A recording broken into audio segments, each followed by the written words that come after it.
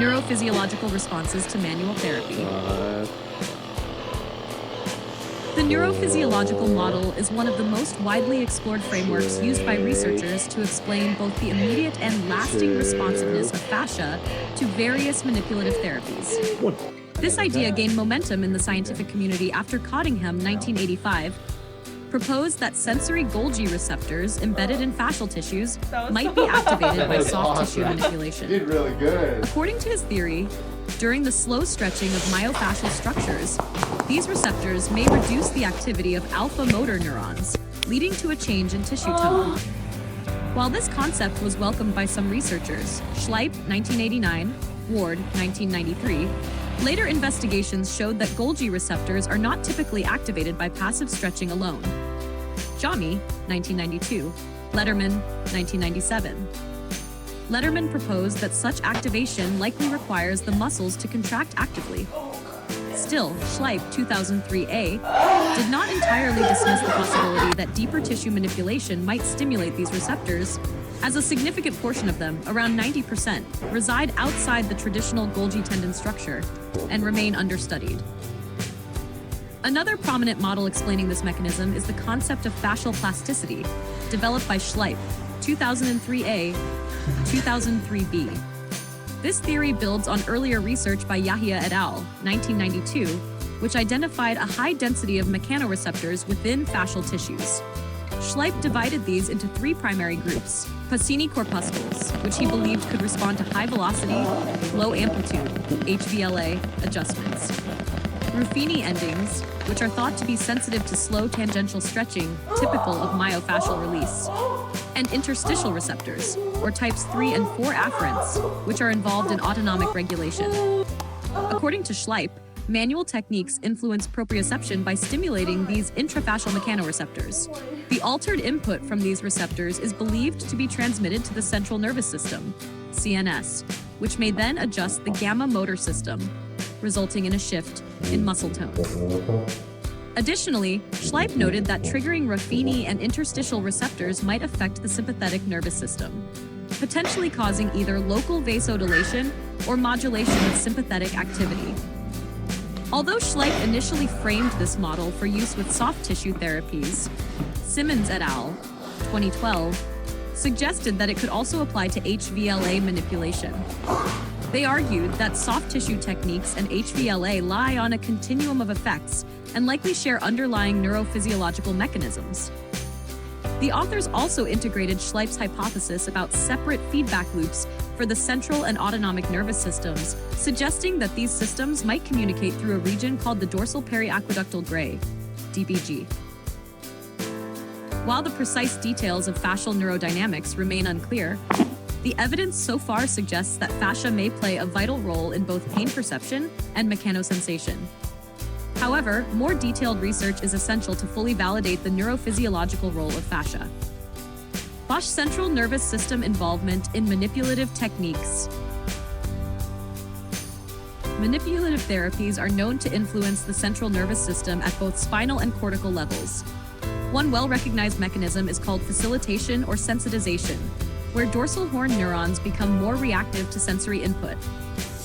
Changes in vertebral alignment can result in abnormal mechanical loading, which may in turn affect the signaling from nearby mechanosensitive and chemosensitive neurons in the paraspinal region. These altered sensory signals are believed to affect motor control and reflex behavior, either directly through spinal reflex circuits or indirectly via higher-level neural integration. Picard, 2002. Denslow, Core, and Krems, 1947, were among the early researchers to study this mechanism. They found that excessive sensory input from dysfunctional muscle groups could hold motor neurons in a state of heightened excitability. This phenomenon, known as central sensitization, can expand the receptive fields of spinal neurons and permit normally non-painful stimuli to be perceived as painful. Wolf, 1994. In essence, when central sensitization is present, even mild stimuli might produce discomfort. It is believed that spinal manipulation can counter this state by realigning the joint structures and introducing a surge of sensory input from muscle spindles and small afferent fibers, which together may reduce motor neuron activity. Core, 1975.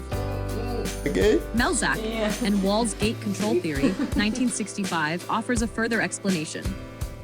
According to their model, the dorsal horn of the spinal cord acts as a regulatory gate for sensory information. Pain signals from small diameter A gong and C fibers tend to open the gate, allowing pain to reach the brain, while signals from large diameter, non-pain fibers like ABA fibers from muscle spindles and skin receptors tend to close the gate. This modulation primarily occurs within the second and fifth laminae of the dorsal horn. ABA afferents stimulate inhibitory neurons in lamina 2, which suppress nociceptive input in lamina V. In contrast, A gong and C fibers directly activate lamina V. Thus, pain perception depends on the relative influence of these opposing signals. Potter et al., 2005. Candle et al., 2000. HVLA techniques may help close the gate by flooding the dorsal horn with non-painful sensory signals from large myelinated fibers, thereby dampening pain transmission from C fibers. Besson and Chayuch, 1987. Effects on the brain and motor neurons. Some researchers have also explored how manipulation affects brain pathways and motor neuron activity. For example, Dishman, Ball, and Burke, 2002, re-evaluated their earlier research and suggested that the H-reflex method is vulnerable to presynaptic inhibition. To overcome this, they used transcranial magnetic stimulation to directly examine the influence of corticospinal signals on the alpha motor neurons. Their findings showed a short-lived increase in excitability of alpha motor neurons, lasting between 20 and 60 seconds after manipulation. This supported the idea that spinal adjustments may momentarily boost motor neuron output, leading to a brief contraction of muscles. Manipulative therapies may also affect pain processing through descending neural pathways.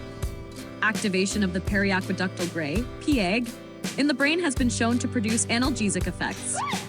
The dorsal part of the PAG, DPAG, seems to be more involved in reducing pain from mechanical sources, while the ventral part, VP, appears to modulate pain from temperature-based stimuli, Morgan 1991.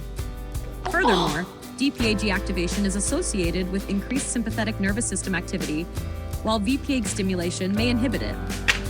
This suggests that spinal manipulation could produce pain relief and autonomic effects through stimulation of the DPAG. Sterling, Jull, and Wright, 2001, tested this theory by comparing the effects of HVLA manipulation at the C5-6 spinal segment to a sham procedure involving manual contact without movement. Their results indicated that HVLA produced mechanical pain relief, demonstrated by higher pain pressure thresholds, and increased sympathetic activation, as evidenced by reduced blood flow, lower skin temperature, and higher skin conductance. However, they did not observe any changes in response to